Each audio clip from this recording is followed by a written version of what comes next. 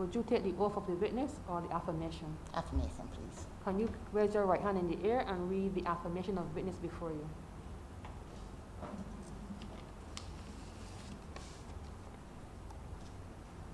I do solemnly and sincerely affirm and declare that the evidence I shall give before the committee shall be the truth, the whole truth, and nothing but the truth.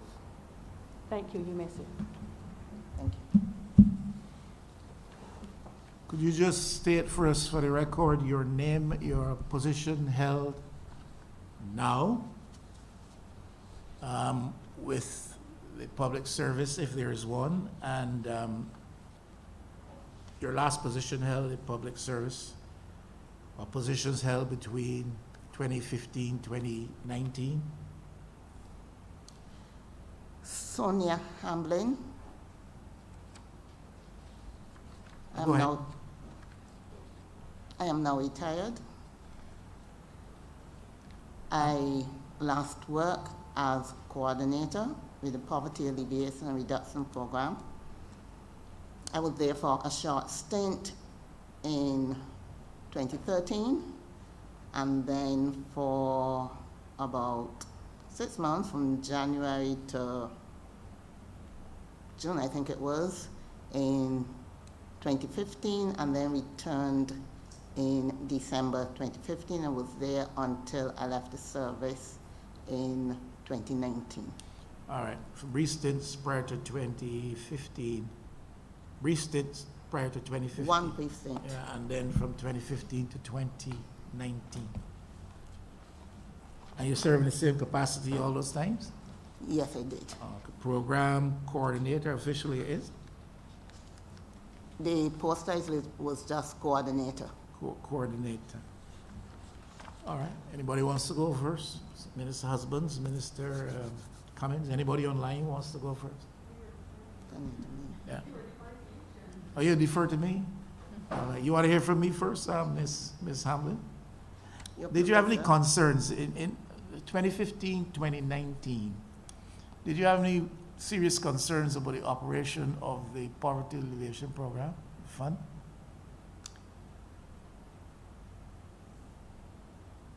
Yes, I did. I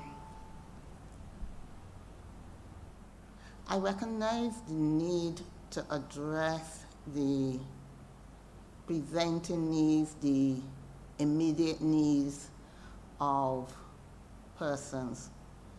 And the program definitely had the capacity to do that to some extent. But as I looked at the cases that came before us, and as I looked at what we were really offering, I thought that the program really did not meet the real needs, and that, and I think I did express it at some times, that it seemed as though very often we were more addressing the needs of persons to whom our clients, customers, owed funds than their needs. Because there were times when we would pay an outstanding bill for them. Let's say something like rent.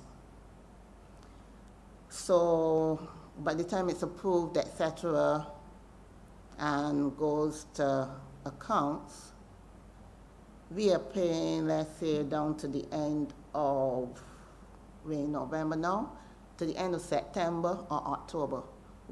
What's going to happen to October bill? What's going to happen to November bill? What's going to happen to these clients in 6 months' time? And that was a major concern for me, to the point that I thought to develop a program to provide training for these persons to help them to look at stimulating and generating income. So that was for me a really big concern. What would you say your job entailed?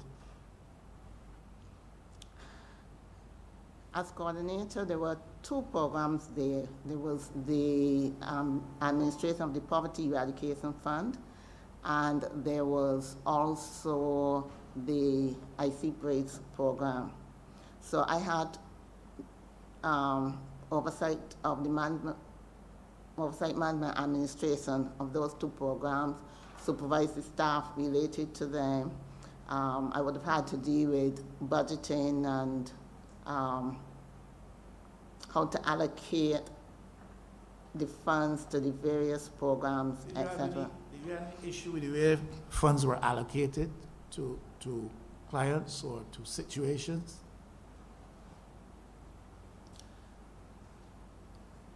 Generally, no.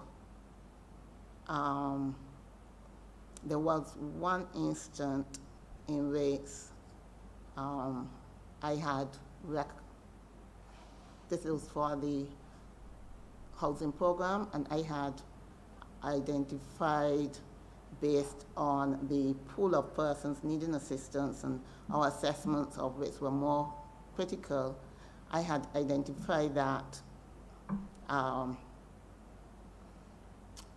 based on the funds we had and the number of persons I thought we could assist, I had identified that we would split it up between the various agencies that submitted for our assistance. So there would have been like the National Assistance Board, the Welfare Department, and then there would have been clients from IC Braids, and then those who came directly to the requesting assistance from the Poverty Eradication Fund.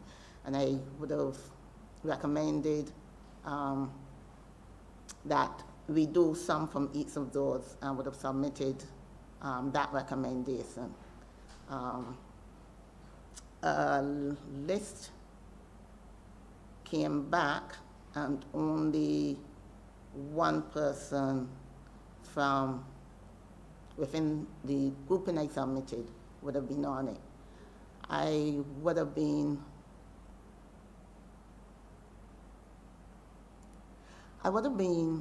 concerned. I think I wrote on the file something like alarmed that nobody from the IC Braids program, and the IC Braids program was supposed to be catering to the poorest of the poor in Barbados. It's a special program where we took these families and we worked with the entire family.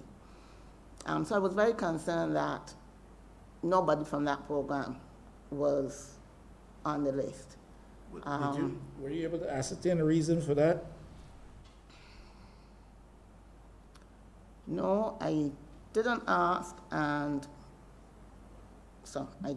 So who would have made the final determination as to, with respect to your list, only one party on your list was approved for assistance? This is what you're saying. Who would have made the determination on that? Well, what I recall noticing was that the minister had indicated the persons to be Minister? Yes, to be assisted. Who would have been the permanent secretary at that time? Do you recall? Yeah, Miss Janet Phillips. Janet Phillips, Yes. permanent secretary at that time. Yes. And was there a deputy permanent secretary? Should have been, and barring for case and leave or something like that, that would be Mr. Jeffrey Kelman. Mr. Jeffrey Kelman. Mr. Jeffrey Kelman and Miss Janet Phillips. Yes. That's what you said, right? Miss Janet Those are Phillips. the two names, Mrs. Janet Phillips and Mr. Jeffrey Kelman. And who was minister?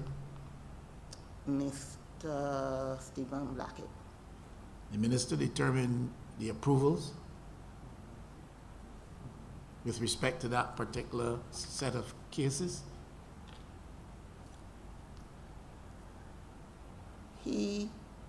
My recollection was that he indicated those that were approved. Okay. And that is the only circumstance in which you are aware of that minister gave such approvals? Or was this a regular, frequent happening? Was that normal? Okay, given the time I would have been there would have been like,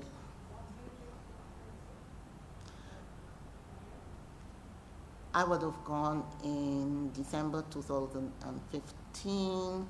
So the years when I would have been involved with housing would have been 2016 to 2017 and 2017 to 2018.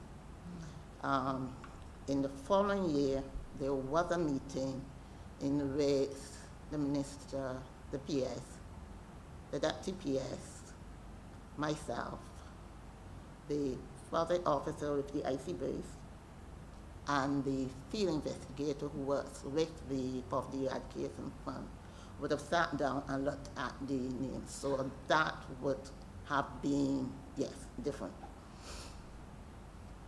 Thank you, Chairman. I just want to follow on with that line of querying.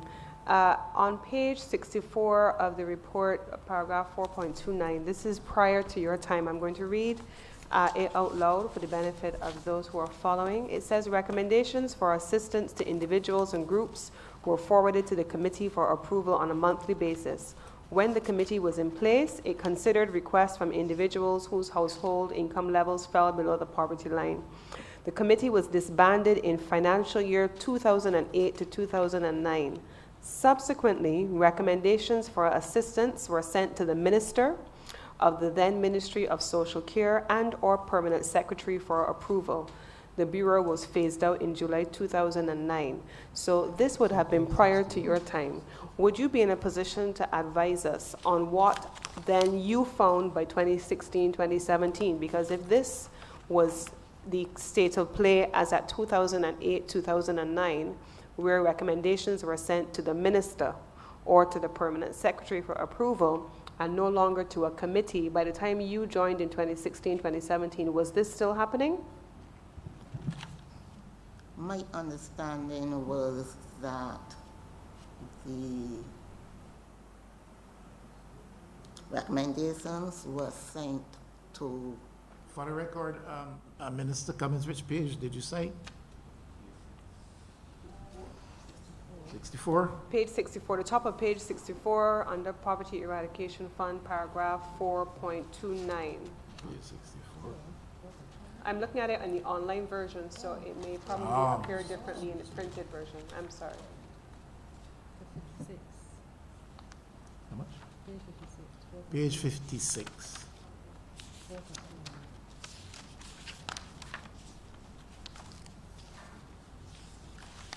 Yeah, go ahead.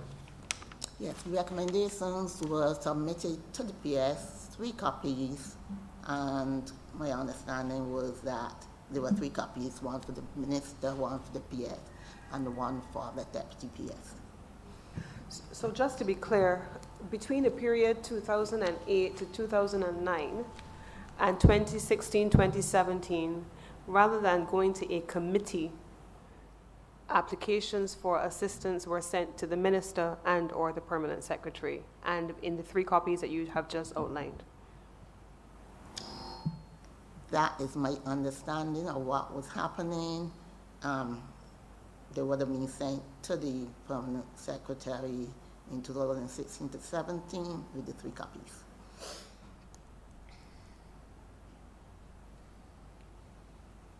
Anything?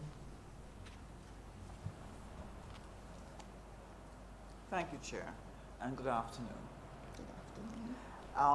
My question has to do with the process. We were trying to understand the flow that investigations are done in the field. So if you could start from a request coming in and tell us what you know of the step-by-step process. The requests may come in various formats. Some came by referral from other agencies. Some came by a telephone call, and some came by persons walking in. If persons walked in and the field investigator was available, She would see them and she would conduct an interview with them at that point. At that time, how many field investigators you had? One. One, okay. Go ahead. If a telephone call was made, then she would set up an appointment to meet with the person and conduct that interview.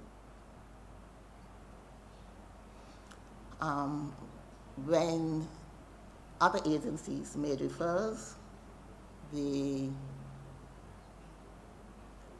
would normally have conducted an interview.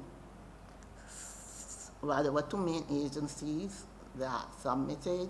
I think in one case, they would send a referral, the documented interview, and I think in the other case, only a list came. The interview having been conducted on some occasions, I cannot say on all, but that's possible. But on some occasions, a site visit would be made to the home to see further what the circumstances were there. And then the field investigator would document the referral. Those will be submitted to the coordinator, that's me, and I would go through them on my own. Those for which I had queries, I would meet with her on, point out the queries, some of which she could answer at the time, others she would have had to get back to the client and would do so. Following that, the documents were finalized. I would check for the adjustments that I would have discussed, and a package was then prepared for submission with the recommendations. And that recommendation would go to the PS, the DPS, and the minister. The recommendation was in the documents that were prepared, and yes, those documents would have been submitted to the PS, 3 copies, with the understanding that that's what was happening. Okay. And the submissions that you made over the period, what, just a rough estimate, would they be generally accepted, or there was difference in approvals? They were generally accepted. There were times when, I'm pretty sure, when there may have been a reduction in the amount approved or an increase in the amount approved. There would have been cases where recommendations where that we did. A case where we did not recommend approval, they may have approved, and there will be cases where we have recommended approval and they not approve it. But those were in the minority. Were there any that were of concern to you, that you felt that this definitely needed support, or the other way around, that you really did not think this met the criteria? In cases like that where there was that variance, were explanations given to you that then satisfied you with why there was a variance? There was one case where that the field investigator, she felt very strongly about it. It was, she had recommended approval. We had recommended approval, and it was not approved. And she came to me about it, and I went to, that set was approved by the Deputy PS.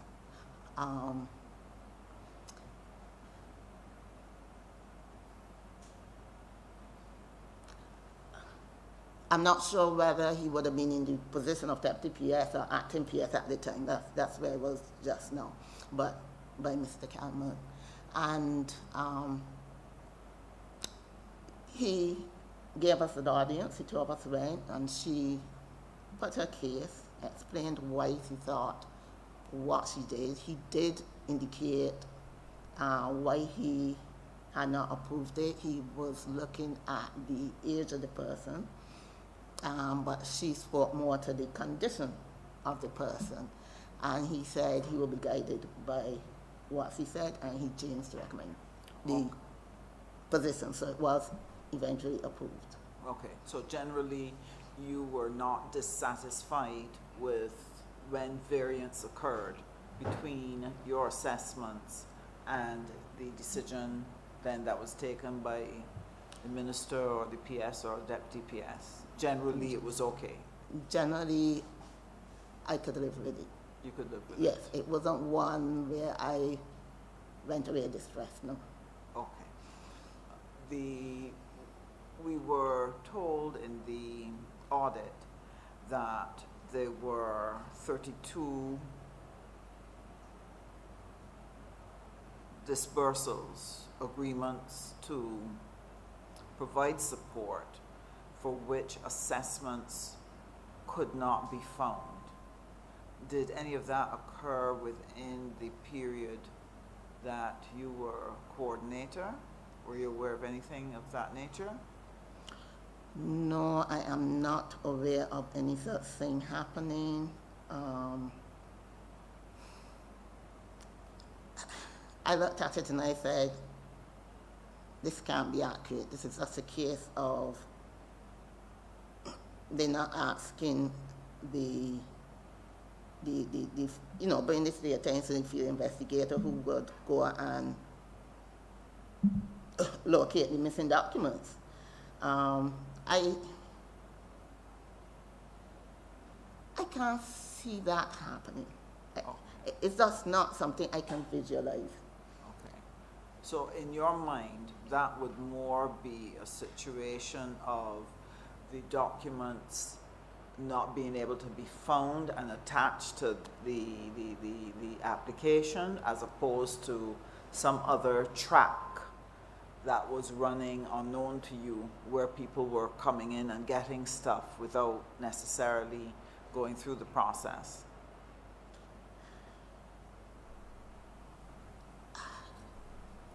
In my opinion, it would be a case of the information not being seen by the audit. I'm not even thinking that, well, they're probably not on the appropriate file, otherwise it should have been seen. But I'm not even thinking of them being misplaced. I'm more thinking of something where there are two copies, one with the sign off, that should go on this file, that goes to accounts. The other one goes on some other location, and the one went on. So then you go to the other location to check to see what's happening. That's the only thing that would seem to make sense to me. So in a case like that, you're sharing with us now that there are actually two records, one that went to accounts and then another file that had the duplicate information. So in an audit, at least one with its documentation should have been available or should be intact.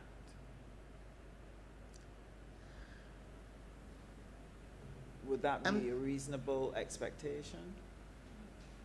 Both couldn't be missing? No, both couldn't be missing. Because of the nature of the work we did,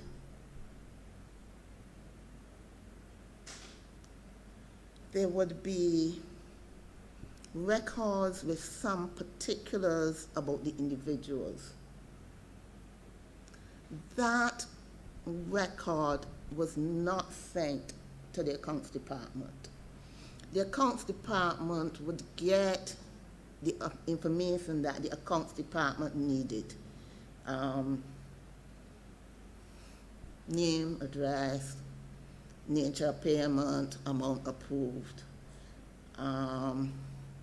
beneficiary, that type of information.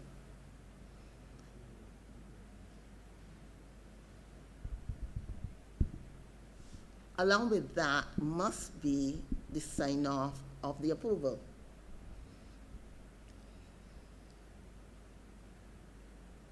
I am thinking, and I didn't think this through before, but I'm thinking that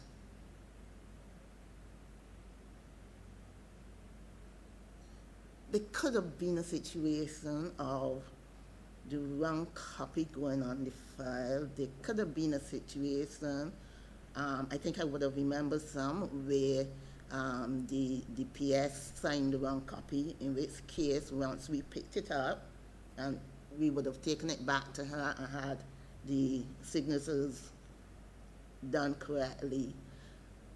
I'm thinking for a 30-something,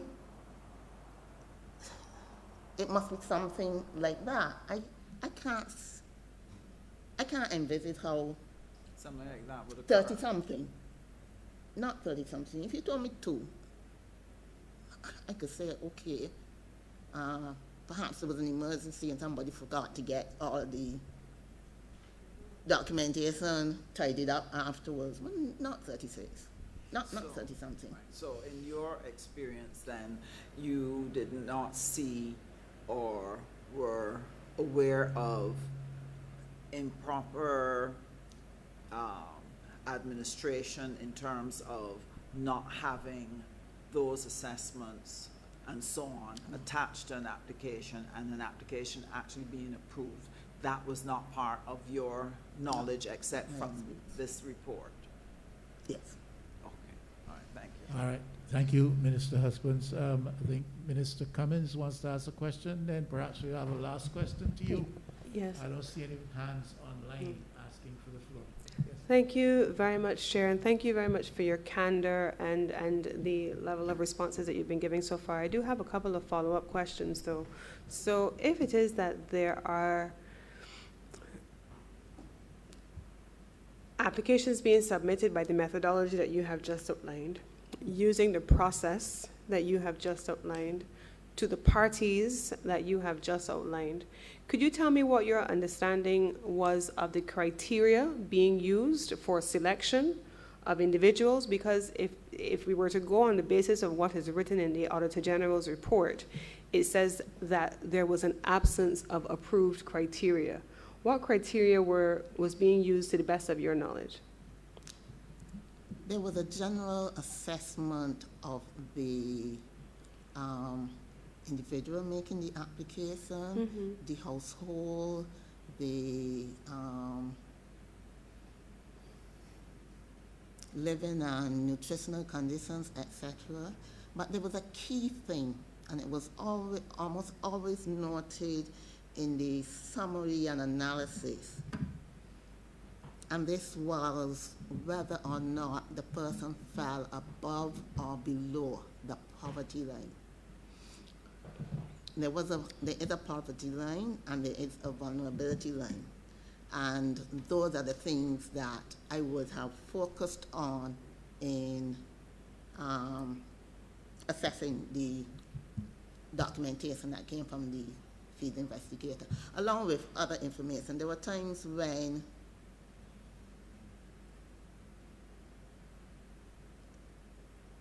there may be other factors to help to guide the decision or impact on the decision, but whether or not the person fell above or below the poverty line was a key evaluation determination. So it is your assessment then that, notwithstanding the points made by Minister Husbands that it is doubtful the circumstances under which over 30 applications could have been approved without some clarity as to how that was done, that you had a set of criteria, general criteria, even if they were not written, that was used to determine if the person fell below the poverty line or so on. Is that correct? Yes, definitely. Okay, so if I can follow on then, Chairman, what would then have been the basis, the criteria being used for disbursements from the fund to cover the following areas?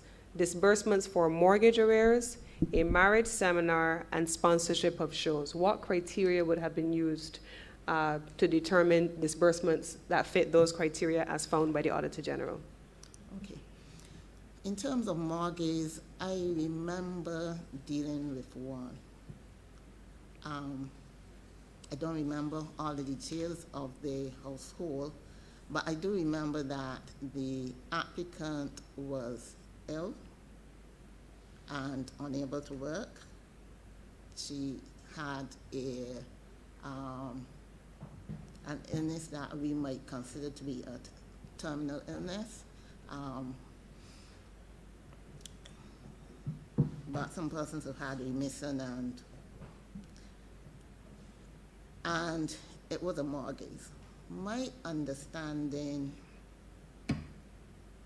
within social work is that we're dealing with people, and we're dealing with the whole person.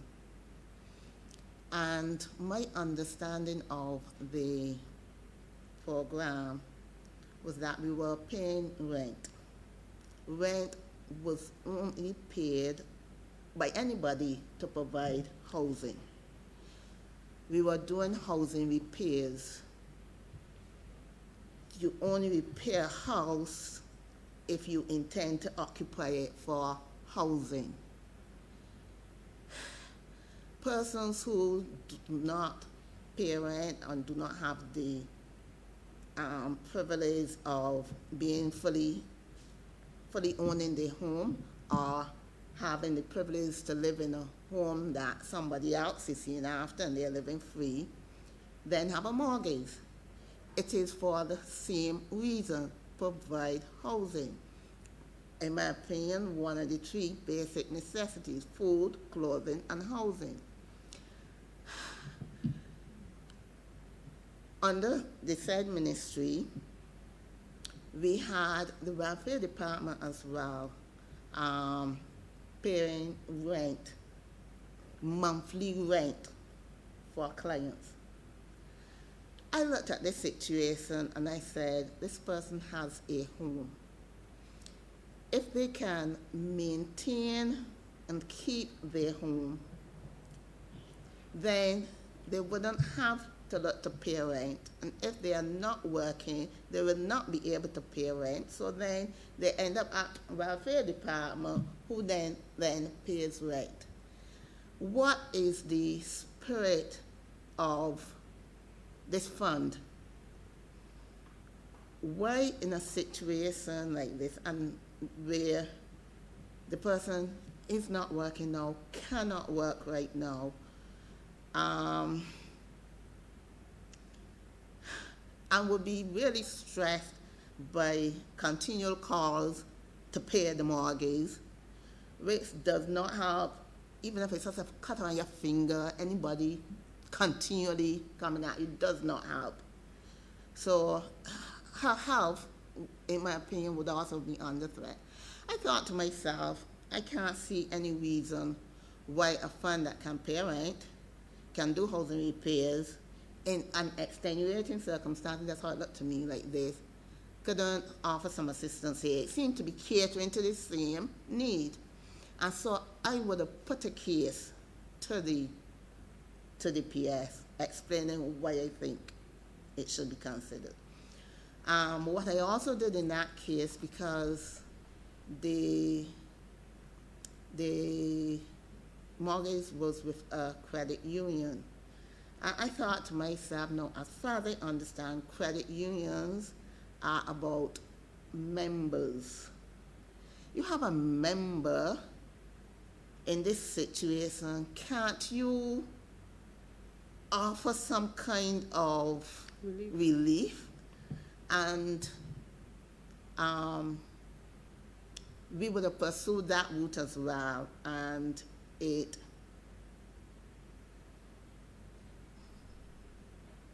response was that they couldn't. It is a sore point for me, though. It really is a sore point as a credit union member. As a member of anything, if you're a member of whatever, if you're all members of something, and you can't help another in need, then I don't know why you need to be a member of whatever or with you. That's how I feel. So it's really left a bad taste in my mouth. So extenuating circumstances like that, regardless of what it was, if that's what I saw, I would put the case, it would go to DPS, and they would make a decision. So, Chairman, thank you very much for that. I think it's a well-made argument, and I appreciate your candor again.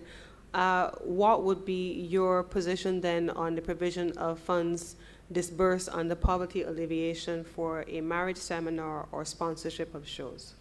All right, I didn't, as far as I can recall, I remember seeing it on file, but I don't think it would have come in my time. I therefore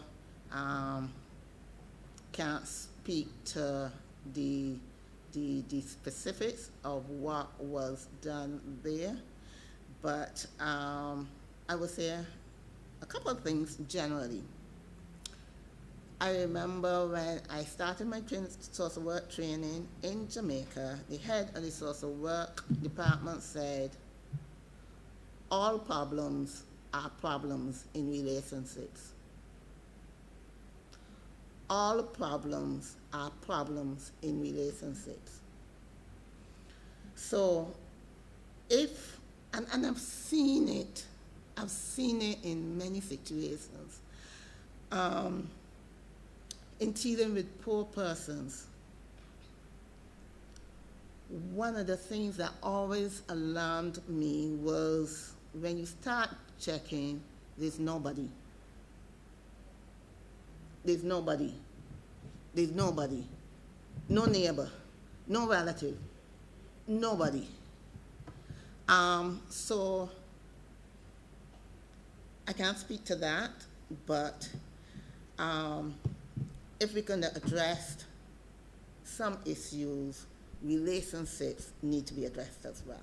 So I hear that, but my query to you still remains, because the purpose of the fund has very clear and defined criteria. There are other mechanisms within the apparatus of government across the various ministries, within this ministry and outside of this ministry, that can treat to some of those other issues, but I am not clear, based even on your explanation, which has really been appreciated, that the requirements for disbursements for the fund and the criteria being met under the fund would incorporate those latter two issues, or even in principle the first one. But I could accept your housing recommendation. But on what basis under this particular mechanism for support would there be those additional types of activities funded, and by what criteria? General comments are appreciated, even because I appreciate you said that it would not have come to your attention specifically.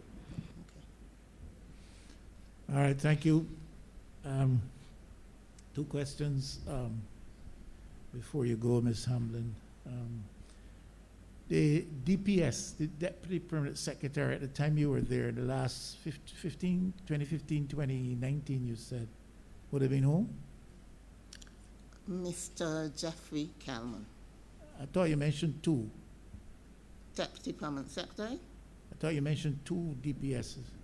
No, I only mentioned one. All right. Actually, when I left,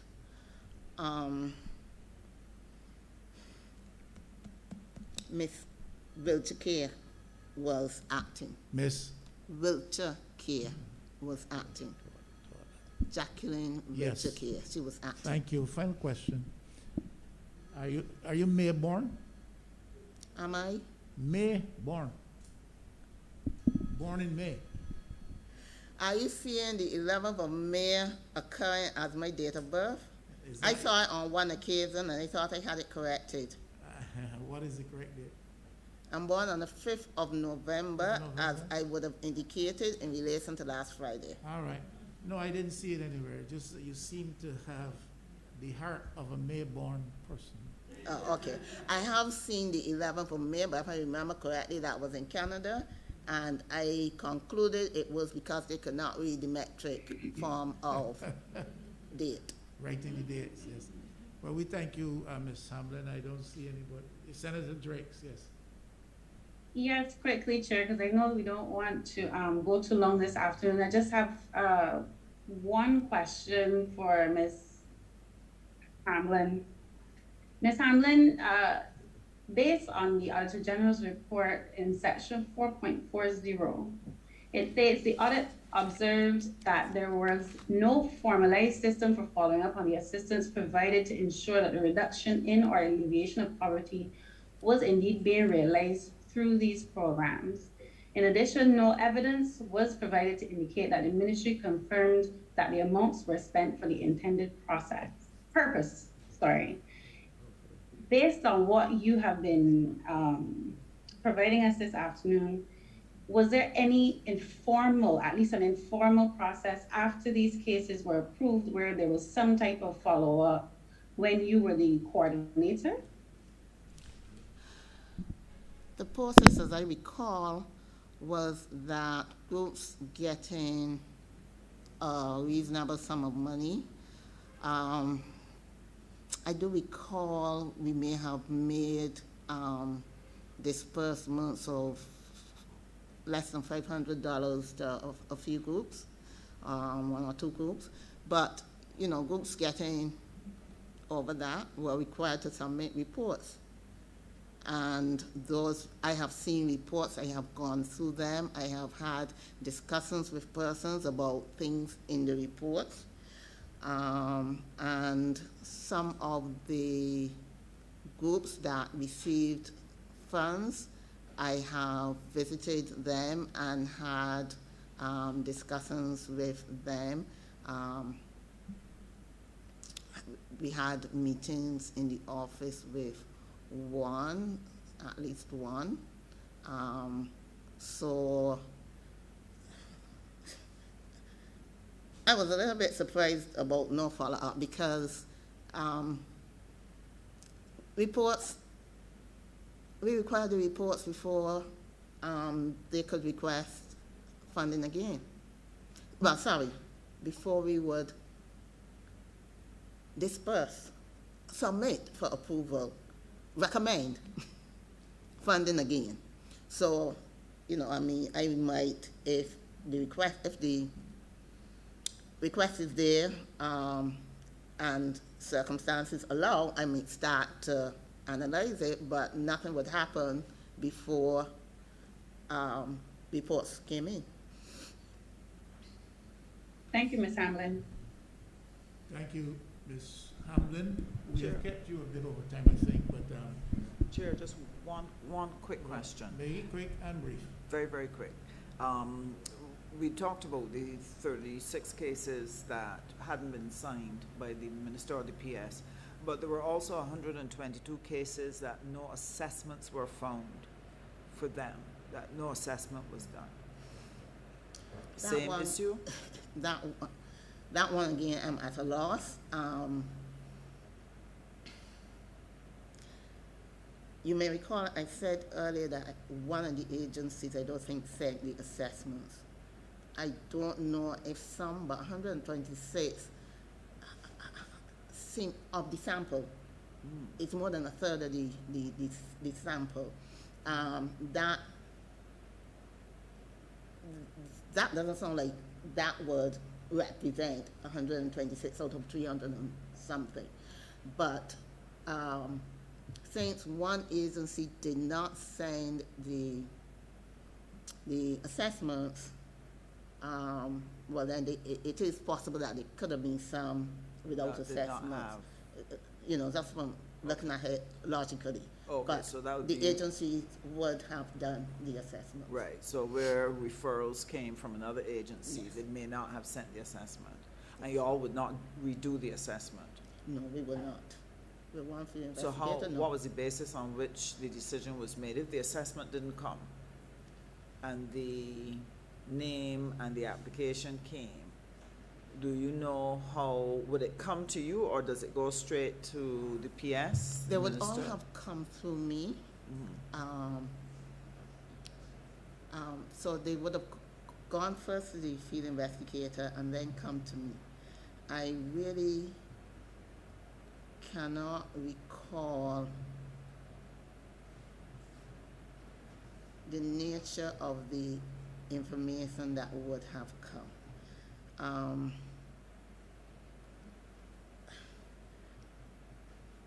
There would have been, there should have been some type of cover letter with the information. I'm not sure what else was in there. I can't recall at this point, but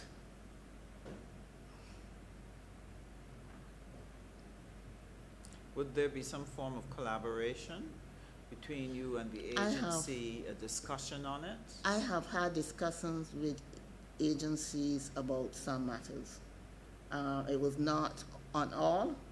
These were social work agencies where social workers would have done the assessment as well. But I know there were some where I had a query and I would have contacted and had discussion. But you can't say for certain what was the basis on which you made the determination that it would go up for approval. If it came from a unit, was referred, it comes through you before it gets to the PS. There's no written assessment. You may or may not call. Right, it would have been on the recommendation of that agency. Okay, thank you.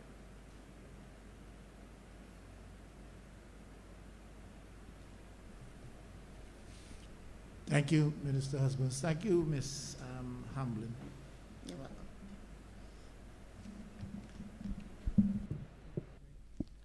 Yeah, we'll take a break of a couple of minutes to allow for the